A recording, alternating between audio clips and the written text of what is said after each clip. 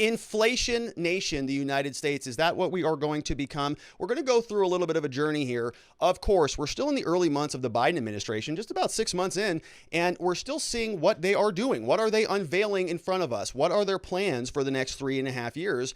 Because there's a lot of work that they say that they're going to be doing. And I've been kind of following a lot of this along the way.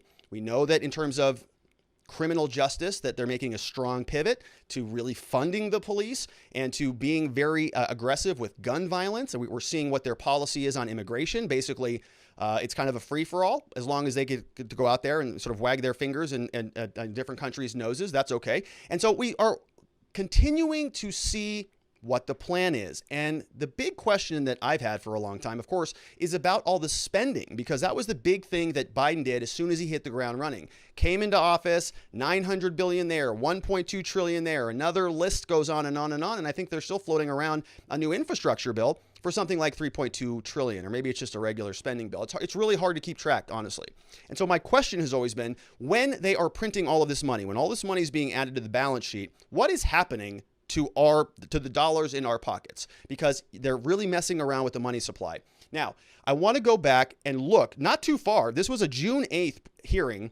A press briefing. And so I took this screenshot over from YouTube, and we're going to listen to this woman. I don't know what press agency she's with. You can see they're back in the press briefing room, full tilt, no social distancing, no masks. I don't know if they're checking for vaccines or whatever, but a little bit of a different scene, which of course is welcomed. So this was a press briefing by Press Secretary Jen Psaki. And there are two people that I want to point out here. We have Sameera Fazili, which we're going to focus on, and another guy named Peter Harrell, who we're not going to focus on.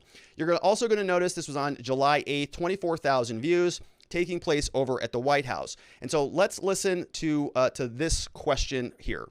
Oh, wait, no, hold on. Okay, so before we get to the question, let me show you who this woman is. So this is Sameera Fazili. She is an Indian American, and of course, Biden named her as the Deputy Director of the National Economic Council. So this is somebody who is supposed to be apprising the White House of economic development, right? She's in this position. Deputy Director, National Economic Council. She was part of the transition.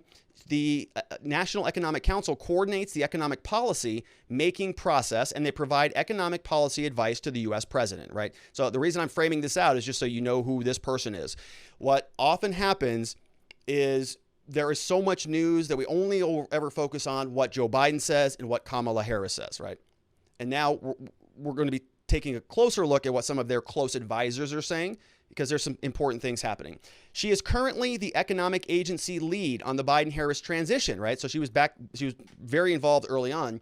Earlier posted at the Federal Reserve Bank of Atlanta, where she served as the Director of Engagement for Community and Economic Development, right? So back on June 8th, she was in front of the press corps, giving them a briefing, and we're going to listen to the question, and then we're going to listen to the answer. So the first question comes from the woman I showed you previously, and let's see what she's asking about. She's going to be talking about inflation and really wants an answer on the economic posture for the United States moving forward. So let's see what the question looks like. This is for Sameera and Peter. Sameera, you used the word weekend. And as we're talking about supplies, I'm looking at the link with inflation. Length of inflation. What should the American consumer be looking for now as we've come up with this report, and the weaknesses that you've talked about as it relates to inflation? And then Peter, for you used words vulnerability. With putting weekend and vulnerability together, there's some kind of economic parallel with this. Where are we economically in this nation? What is our status? We are staving off, or have been trying to stay off, depression. Where are we economically? Are we still in recession, a deep recession? Where are we? You can answer both of those questions. Look, I think All right, so we get the question, and you can see sort of exactly what they're talking about. It is all about economic inflation, right? How long are we going to be experiencing inflation, and what should the American people be doing and preparing for as this thing unfolds in front of our very eyes? So I want to show you the second part of the full question, and so I'm just making a quick adjustment here because I screwed something up during my prep, but here is the full video. And so what she does is we go about here, and she asks the question, and then she's going to give us sort of this, this Build Back Better answer up until we get about over here. And then she's going to answer the second part of the question, which is all about inflation. So let's listen in and see what this says. These price dislocations. So let's calling listen for here. Congress to take action on his American Jobs Plan and American Families Plan, because what we need now is a transformational investment to make sure we can actually grow from the bottom up and the middle out. Peter, do you want to, Peter? Now listen to this on inflation. Oh, you know, on these supply chain bottlenecks that we're seeing, some of these price dislocations, these temporary increases in delivery time, we fully expect these bottlenecks to be temporary in nature and to resolve themselves over the next few weeks. Like, if, again, these are good problems to be having. Demand came back much quicker than even companies expected. I think the success of our vaccination campaign surprised many people, and so they weren't prepared for demand to rebound in this way, but we still expect this to be transitory in nature. We're going to keep an eye on it, but we think it should resolve in the next few months. Wow. Okay. So a couple things there, right? Transitory in nature, temporary in the next few weeks to the next few months. It's all due to our vaccine program. There's been an explosive surge of demand. And so it's all just transitory. It's all a bunch of people out there who just have a ton of demand, right? And so we have to think about this. Let's say that there was, well, you can use gasoline, for example, right? Back during the pandemic, nobody was really driving around. Now everybody's driving around. And so what they're saying is, well, the supply chains are all broken. That's why gas prices are going up, because people are overly consuming it at a rate that they weren't consuming it previously. But she's saying this, once that all evens out, once enough people have gone through and done their traveling, we're all going to return back to normal. And so what she's saying is it's weeks to months, and it's all going to be basically fixed. It's transitory, and it's demand and supply chain related. That's what's causing the inflation and the price spikes. And the real question is that accurate? Because some new numbers came out, and we want to go through them. It is now an opinion over from the Washington Post by Paul Bedard from the Washington Examiner, says that gloom. 88% of people fear higher inflation under Biden. Bacon is up for 8.4%. Gas is up 45%. And so we're going to go through some of those numbers. But let's get a little bit more background here before we remind ourselves what inflation is. So virtually all people in the U.S., 88%, believe inflation is here to stay, and it's going to soar more, continuing a troubling trend. While the White House has given conflicting signs about the inflation potential, projections that have been shared show it's increasing about 2.5% through 2024 before tapering off in 2026. Currently, it's at about 5.4%. So these numbers may not mean much to you, right? They really don't to me. I need somebody to sort of explain it to me. But the goal here is, the Fed, our monetary experts, they want inflation to exist at a certain level, right? They sort of do that naturally. That's how modern economies work. We sort of have soft money in a lot of ways because the government just sort of, prints a lot of it, and they expect that natural deflation will pull that money out of the supply a little bit in terms of increased productivity. So the point here, they're saying it's going to be inflated. We're going to have a lot of inflation all the way through 2024 at least 2.5%, then all the way tapering off to all the way to 2026, right? Which is 5 years from now, which is not next month, which is not next week. And it's currently at 5.4%. So we're going to see what this means here in a minute. People are feeling the heat. What does that mean?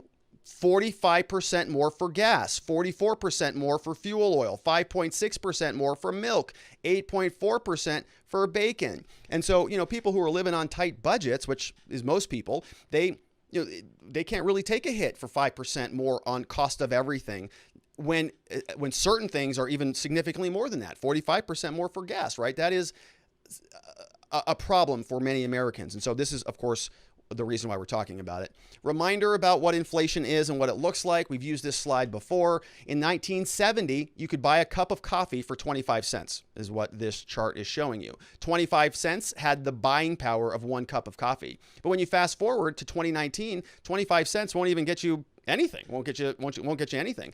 It'll maybe get you, what is that, 1/6 of a cup of coffee, maybe? Right? Because the value of the quarter has gone down. It doesn't buy as much coffee anymore. You need more quarters because the value has been inflated. It's not worth the same amount. And so you can see how this is trickling around to all of the other industries. I think this is a Washington Post reporter over here, so not some, right-wing lunatic. Here are the items really driving up inflation. Car rental, 87%. Used cars, 45%, right? And so for those things, you might say, well, those are transitory, right? People are just renting cars right now because it's summertime and there's not that many cars available because everybody wants to go rent a car. We also have been hearing about chip shortages, which is causing new cars to be delayed. And so now maybe used cars are up dramatically, and maybe that will all flatten out, right? We talk a lot about flattening the curve and waiting for things to stabilize. So maybe some of these high prices will in fact come back down, but then you see it amongst other industries that just really don't seem related to anything. We've got shoes are up 6.5%. I mean, the same pair of shoes that you bought is now more expensive. Fruit is up. TVs are up. Bacon is up. Furniture is up. Hotels are up. Moving, airfare, laundry machines, milk, new cars, fresh fish, rent, and everything else, right? Everything is going up. And now people are starting to say, well, it's in the numbers. Okay, we know what you're telling us, but that same gallon of milk that I bought, it's 5.6% more, and it seems like it's still going up. So what are you going to do about this when many people are going to be suffering financially? They don't even really realize it yet. Well, why am I not saving any money? What happened to all my money at the end of the month? And they go, well, everything's a little bit more expensive. Every single bill you paid is going up, incrementally month after month after month. A year from now, you're the frog in the boiling water going, this is not very good. So the question is, what are they going to do? The country has seen a lot of inflation problems back largely during the 70s and after World War II. And so we're going to take a look at some of that. The Wall Street Journal is telling us that Powell, the Federal Reserve Chairman, is out, and he's saying that, yep, we do have some anxiety about this. This came out yesterday, July 15th.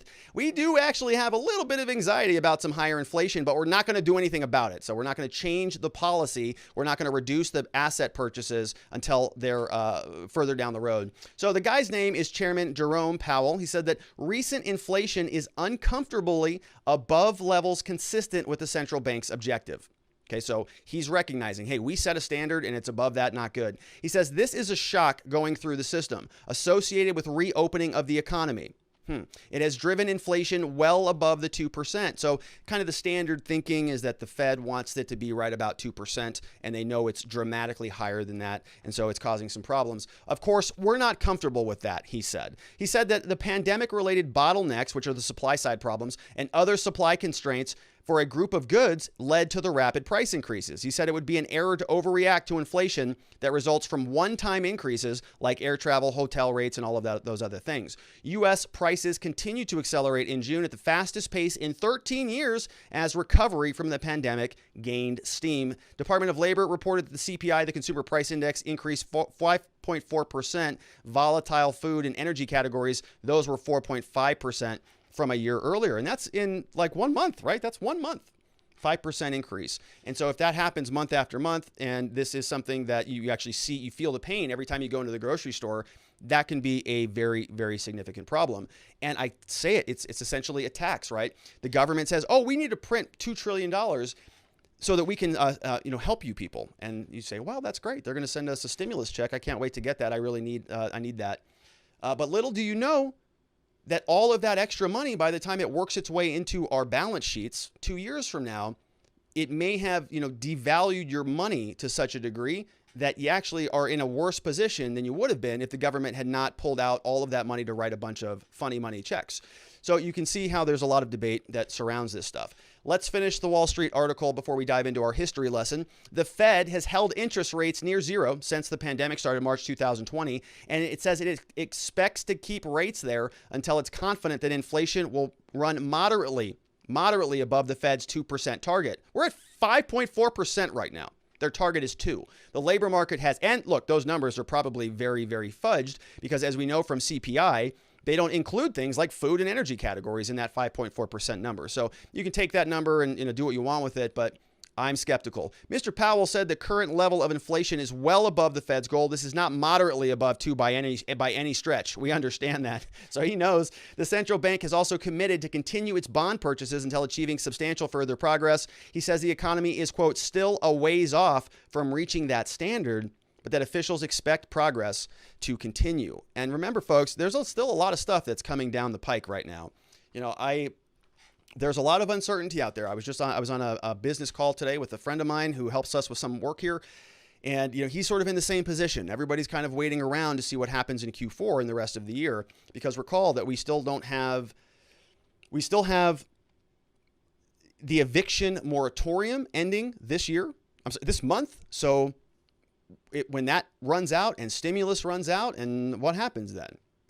Well, a lot of that propping up, the floor might fall out from under us, which is why Powell is out there saying the economy is still a ways off. So, be forewarned out there if you're somebody who is like me, a small business owner. There's a lot going on out there, and I think it's important we pay attention to it. So we're going to see what another official from the Biden administration has to say about this. I want to introduce you to this woman. Her name is Cecilia Rouse, Cecilia Rouse here. And back again on July 6th, they posted another article, which sort of contradicts what the other lady was saying about this being transitory. So who is Cecilia Rouse? She is the 30th chair of the Council of Economic Advisors, took office March 12th under Joe Biden. So she went to the Princeton, Dean of School of Public and International Affairs, and a member of the Council of Economic Advisors. So another economist, allegedly. And she says here, she's going to run us through, we're not going to read this entire article, but I want to take a look at some of the charts from this. She goes through and gives us a historical parallel to today's inflation, right? Back on July 6th. And we recall that the other woman was also speaking roughly around the same time, and a little bit of a different take here. So let's see what's going on here. Supply chain disruptions, says Cecilia, have a substantial impact on current economic conditions. Economy-wide and retail sector inventory sales have hit record lows, and a lot more techno mumble jumbo, right? Economic stuff. The combination of a spike in consumer demand, so that means that people are out and doing things again, which we're all seeing, and a supply chain that is not fully operational has contributed to the rising prices. So it's not, the root cause is not about printing many trillions of dollars. That's not the cause. It's about a spike in demand and a supply chain problem, not increasing the monetary supply at all. And this is from one of the White House economists. And what she does in this blog post, she takes us back through this little journey through history where we look at this chart. And what we want to do is compare what's happening in 2020 back to what's happening in prior eras. So here you can see 2020 and 2021. We see we're on this major uptrend going up with increasing inflation percentage change year over year. And so if you look at this spike, you say, well, that's it? Oh, the country has dealt with this before, right? Back during the 70s under Jimmy Carter, and then back right after World War II. And so what she does is she sort of separates all of the different inflationary periods into these sort of epochs. We have episode 1, episode 2, the Korean War, episode 3, 1960s expansion, oil shocks back in the 1970s, Iraq invasion of Kuwait. Then we go to the rising gas prices in 2008. And so they're creating these little episodes, she's calling them. And we're going to go through, and what she's going to do is she's going to say, hey, let's take a look at this section here from 2020, 2021, and let's see if we can find this sort of pattern that looks like that anywhere else in our country's history. And then maybe we can do a little bit of a compare and contrast. We can say, oh, 2021, does that match with the Kuwait operation? No, not really, doesn't match there. How about oil shock? No, that doesn't look right. Oh, let's see what else is out there. And so she picks and sort of dials in on the era after World War II, when inflation surged, she says, and then retreated, right? So we can take a look. We got two different bar charts here. The dark blue is going to give us the period from February 1946 to August 1948, so about 2.5 years. And we can see food way up, about almost 55%. We have apparel up 35%. Rent was up, and we have fuel up, and housing up, and miscellaneous up. But then, because this was more temporary, right? She's saying this all started to deflate and work itself out of the economy when we get to 1948 to 1950, right? So another kind of 2.5 years there. Oh, look, inflation is way back down now. Food has gone down under 10%. Apparel's down about 8%. Moderate inflation for the others, but nothing that would be problematic. And so she's going through and she's saying this is very analogous, right? We're going to see some of the same things happening here that we saw back during World War II. And we'll wrap up her article here. It says, today we have metrics measuring longer run inflation, expectations in the form of surveys. Let's see. However, as figure 4 shows, both market-based metrics like the 5-year and 5-year inflation break-evens we can see that we've broadly recovered from pandemic lows to levels more consistent with pre-pandemic expectations. So she's saying here, we're sort of doing an analysis here, and we can compare and contrast that 2 months prior. She gives us to years prior. She says no single historical episode of any one of those epochs is a perfect template for current events. But when looking for historical parallels, it's useful to concentrate on inflationary episodes that contained supply chain disruptions and a spike in consumer demand. She said we have an example of that back during World War II. It's a better comparison than the 1970s. and it suggests that inflation could quickly decline once supply chains are fully online and pent-up demand levels off. The CEA will continue to carefully monitor this stuff. So a couple points on this. First of all, I think that, I'm not an economist, but I think it's very difficult just from a general analysis perspective to compare what's happening in 2021 to something that happened 60 years, 80 years ago. So it just is not quite the same. Not that that's a bad thing when it comes to inflation, because a lot of the changes that we're seeing in 2020 world versus 1950 world, 1948 world, are radically different. Okay, technology has enabled us to sort of eliminate a lot of maybe inefficient activities like driving into the office. We can just stay home now. Back in the 1940s, you couldn't do that, right? There's only so much you can do that would be deflationary, and technology can be deflationary. So you sort of get more value out of the same dollar. So the example that I use there, of course, is your iPhone. You bought one version of it, but it kind of gets better every day. You install a new app, they give you a software upgrade and all of that. So you may have spent, let's say, $1,000 on that, but you're getting $2,000 of value out of the use of that product. So it's kind of deflationary. Even though they're printing a bunch of money, you're getting more value out of it. And so that actually might support her claim that inflation would not, that this analysis would be more akin to World War II, not for the same reasons, but because that the actual consequence of increased demand and a problematic supply chain are analogous to those things. And the tech improvements that we see on a daily basis are deflationary, that are counteracting the inflationary. So maybe she doesn't even need to mention it. Okay. That's point one. Point number two is that what she said here is that this is going to take a long time. We were talking about 1948 to 1950, 1946 to 1948, so several years. Definitely not weeks, definitely not months, and now the White House is starting to acknowledge that. Her article, Cecilia's, and the prior woman, I can't remember her name, they both wrote that these are going to be sort of transitory on the face. But when you actually look at the numbers, we're talking about 2 to 4 year turnaround time from the White House's own blog post. Now the White House is quietly signaling that the inflation could last years. So they're sending mixed messages, as we know. We know that rates went up 5.4%, but the White House Council of Economic Advisors noted that 60% of the increase could be attributed to the auto industry and exacerbated by the semiconductor shortages, right? So there's many explanations for it, complicated stuff. Former Treasury Secretary Larry Summers was at the White House today meeting with several people, Brian Deese and Cecilia Rouse, the woman who we just read from. He's been raising alarms about inflation for months, and the visit came on the day when surging June inflation numbers were reported, right? So maybe the White House is sort of changing guard a little bit. The article does note that no single historical episode is perfect. We already read that. And they sent a much more visible signal on inflation by having Summers come to the White House. Summers has heartily criticized much of the Biden's agenda, including the $1.9 trillion American Rescue Plan and both of his infrastructure proposals. He argues those spending levels, coupled with the board's maintained 0% interest rates, will bring on rampant inflation. And that could be a very serious problem for everybody in this country. I mean, nobody is immune from that. All right, so let's take a look at some questions over from watchingthewatchers.locals.com and see what is coming in terms of some questions. Now, we got a lot of them here, so we're going to kind of move a little quickly. Let's see here. We've got... Let's see, a woman walked through her place and showed how much stuff has gone up, like baby food, and YouTube pulled it from YouTube. Fox this morning all over it, border and censorship of government and big tech. That's weird. Why would they pull that? I've read through the community guidelines many, many times and the advertising guidelines, and I don't know what that would be a violation of.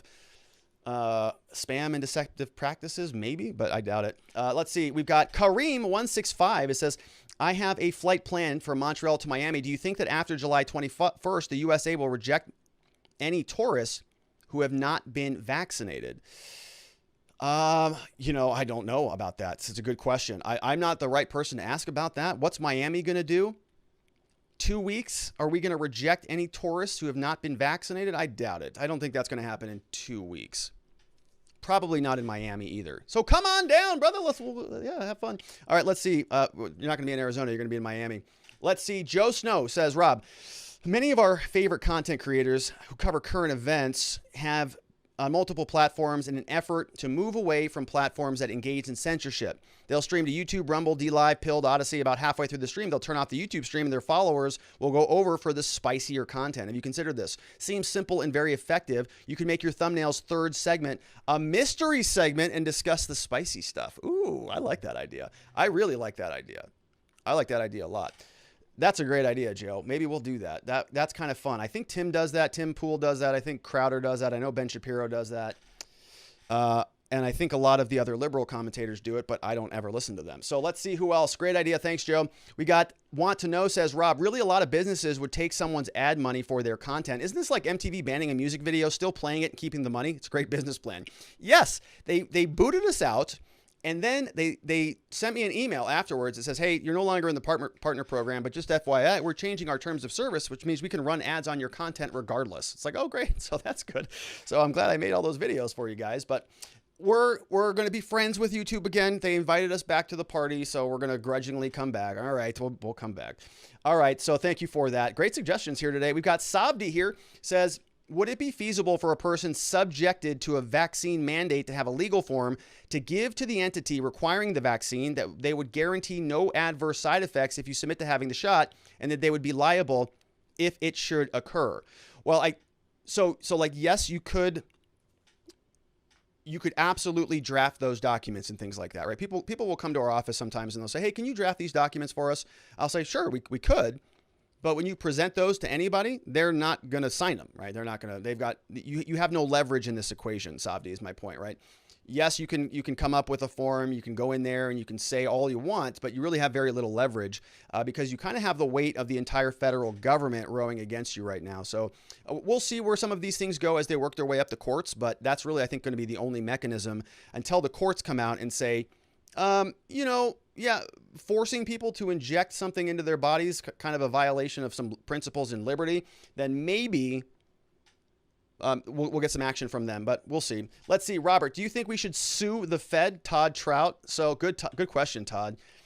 I'm not a civil lawsuit person. So if I answered yes, it would just be because I'm mad at the Fed, in which case I guess I'll say yes, because they allow this garbage to continue to go on indefinitely. So I don't think practically you should sue the Fed because I don't think that it's going to go anywhere, but I like the idea.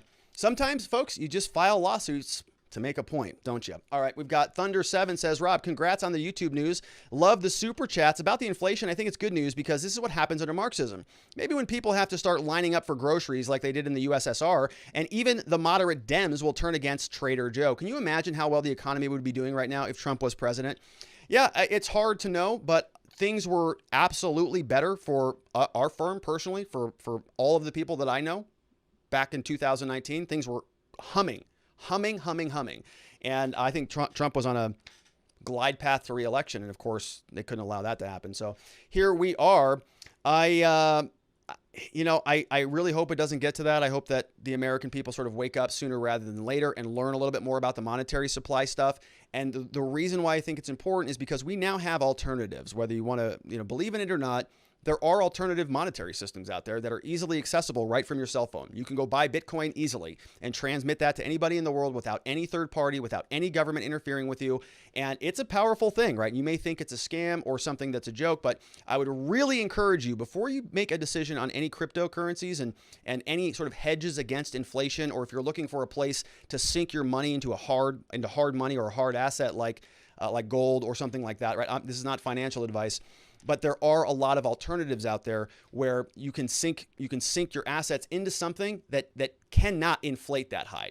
Now, it can fall down in value, but in terms of being hard and sound money, Bitcoin is pretty solid. And there's a great book. It's called The Bitcoin Standard by a guy named Safed Din.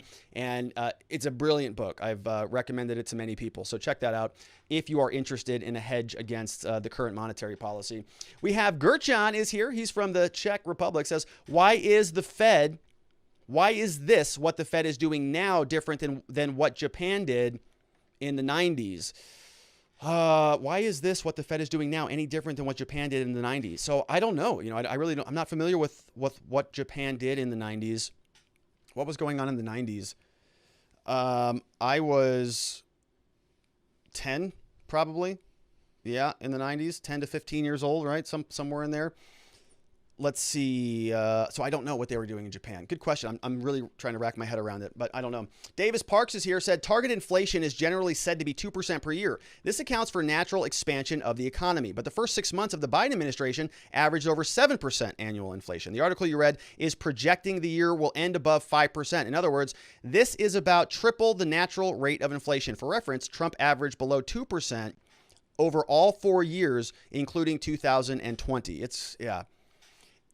This is such a fascinating space. There are so many different angles to sort of analyze this. Thank you for that, Davis. And I'm still learning a lot. So if you've got corrections or anything that you say, hey, Rob, that's kind of a little bit wrong, love it. Send it my way because I want to consume it. We've saved so much money on that package of hot dogs, though, says want to know.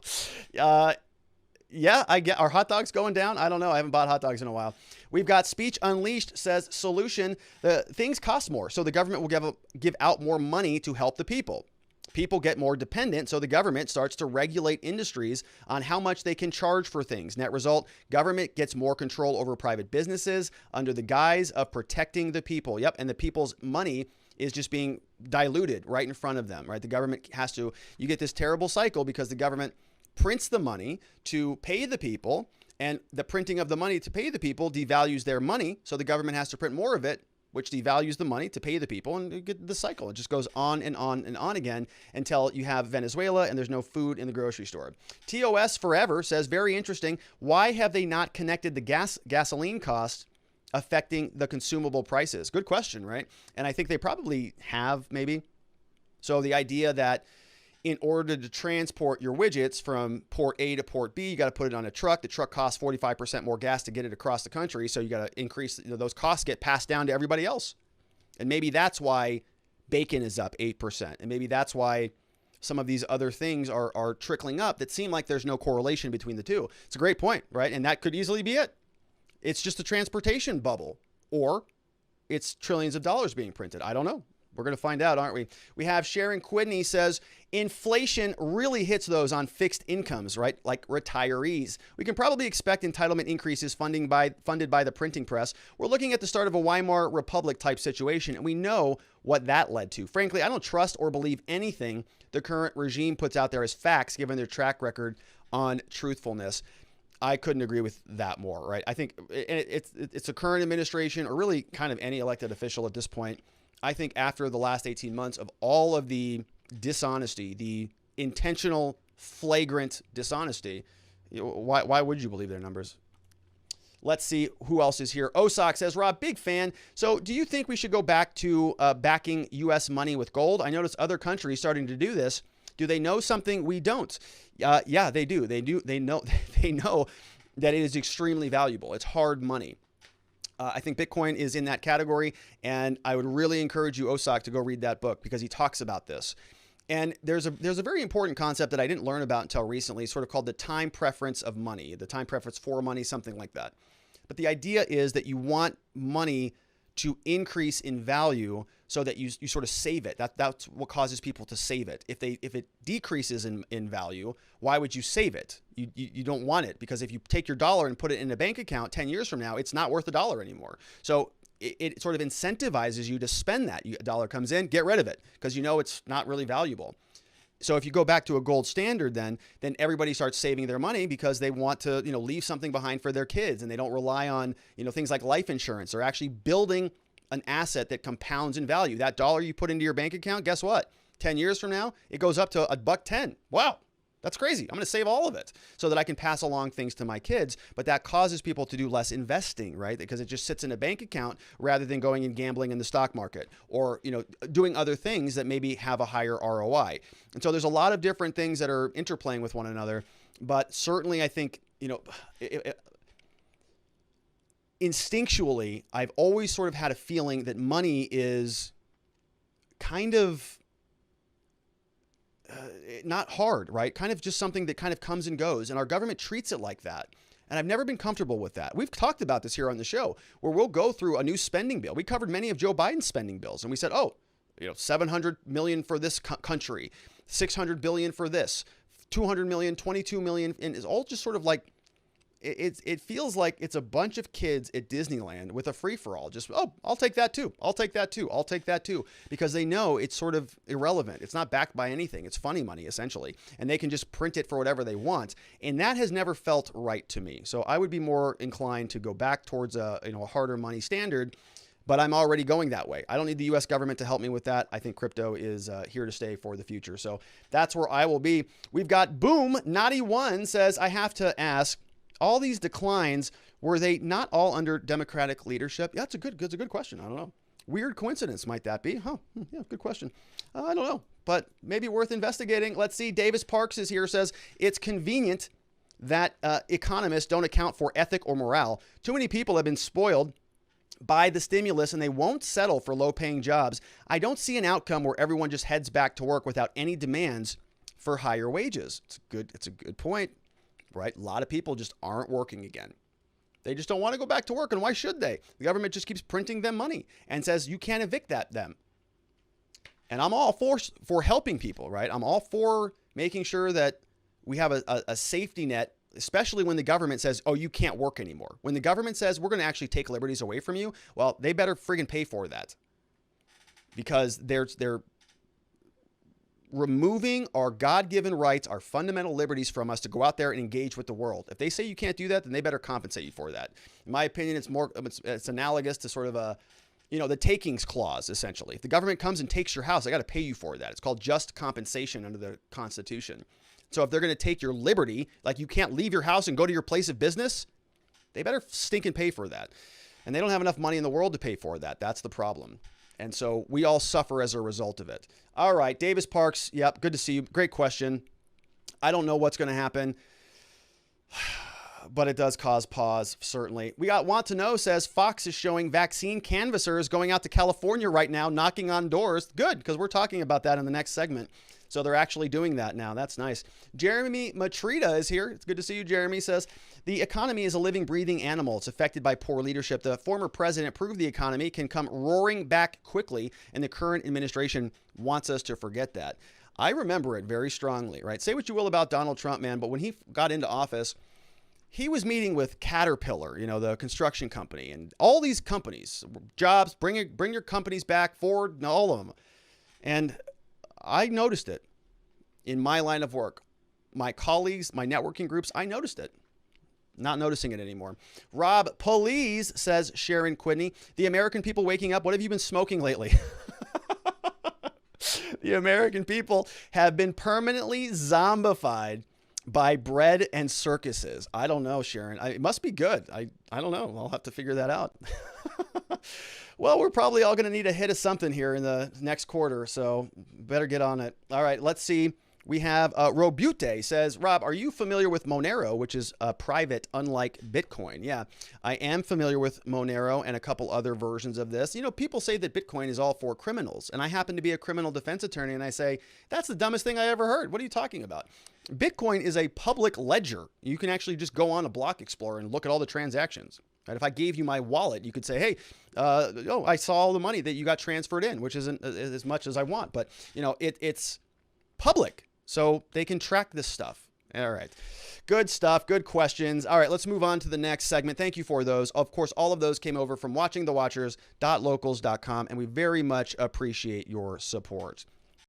Thanks so much for watching. Before you head out, I want to just remind you that I am a criminal defense lawyer here in Scottsdale, Arizona, where my team and I, we've got a long history of helping good people facing criminal charges to find safety, clarity, and hope in their cases and beyond that in their lives. Our phone number for a free case evaluation is 480-787-0394. You can also find us online at www.rrlawaz.com. We can help with any type of criminal charge in the state of Arizona, things like DUI, drug offenses, misdemeanor offenses. And we can also help with clearing up old case records, like expunging cases or making sure that you can restore your rights so that you can vote again or possess a firearm again or apply for some other federal benefits. We can remove mugshots off the internet. Basically, anytime that you or somebody you know or love is in trouble with the law in the state of Arizona, we have an amazing team of people. We would just love the opportunity to help. And our phone number, of course, 480-787-0394.